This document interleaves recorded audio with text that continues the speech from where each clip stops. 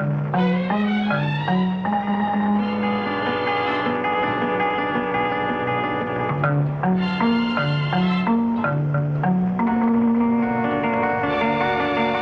तुम नवाब हो? जी हाँ। 8 साल पहले धूपगंज थाने में बैठ के आपने मुझसे झूठ बोला। आपने बोला क्या था, बोला था वो मुझे अच्छी तरह याद है, लेकिन क्यों बोला था उसका जवाब देने की मुझे तुम्हें जरूरत नहीं। 2 दिन पहले होता तो राज की माँ को आपके पास ले आता। मुझे मत दो, लेकिन जवाब तो उनको देना क्या पड़ेगा। करते हो तुम? मेरा यहाँ पे छोटा सा आश्रम है। मैं साल में 2 बार यहाँ आता हूँ। जिनका कोई नहीं होता उनको मैं पालता हूँ। बस? और कुछ नहीं करते? करता हूँ। दिल्ली में एक जॉब करता हूँ। लेकिन मेरे पास खबर है कि कभी कभी तुम गुंडागिरी भी करते हो। पुलिस के हिसाब से गुंडा किसको कहते हैं तो मैं जानता नहीं, लेकिन कोई अन्याय करे, आप लोग पुलिस वाले नेताओं के डर से अपनी नौकरी बचाने के चक्कर में डर जाते हो ना। मैं नहीं डरता। अन्याय देखता हूं तो बर्दाश्त नहीं होता। जरूरत पड़ने पर जो अन्याय करता है उसको पीटता हूं। अगर आप इसे गुंडागर्दी और तुम ये मत भूलो कि तुम ये सब बात एसपी के सामने खड़े होकर बोल रहे हो। हाँ, मैं उसी एसपी के सामने खड़े होकर बात कर रहा हूं। थोड़ी देर पहले जिसके बेटे को मैंने मंत्री के बेटे से बचाया,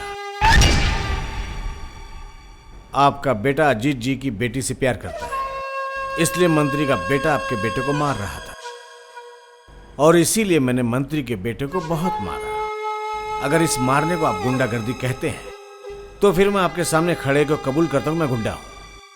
मंत्री के बेटे को मारा, तुम्हें डर नहीं लगा? डर?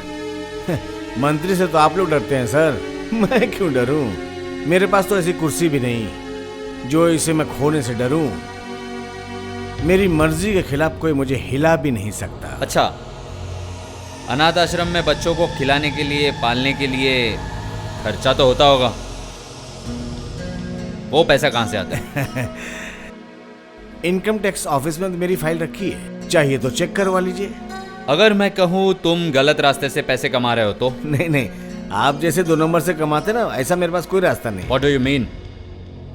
कुछ कुछ पुलिस ऑफिसर्स का तो नामी बेनामी बहुत सारी संपत्ति है, घर और गाड़ियां भी बहुत सारी हैं, लेकिन सरकार जो पैसा देती है उससे तो आज की तारीख में घर चलाना भी, गाड़ी का पेट्रोल कहां से आएगा?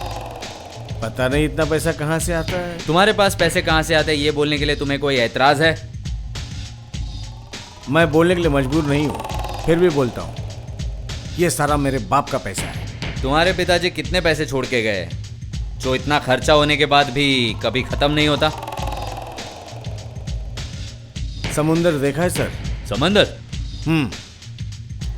किसी को समुंदर के सामने ले जाइए और हाथ में एक बाल्टी थमा दीजिए और बोलिए जितना चाहे पानी निकाल लो।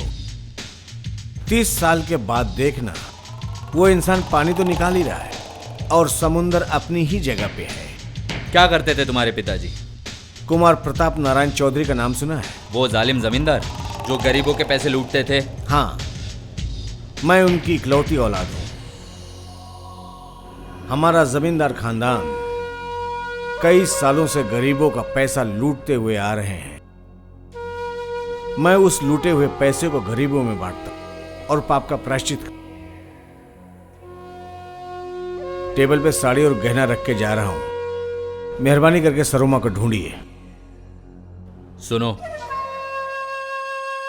तुम जैसे पाप का प्रायश्चित कर रहे हो,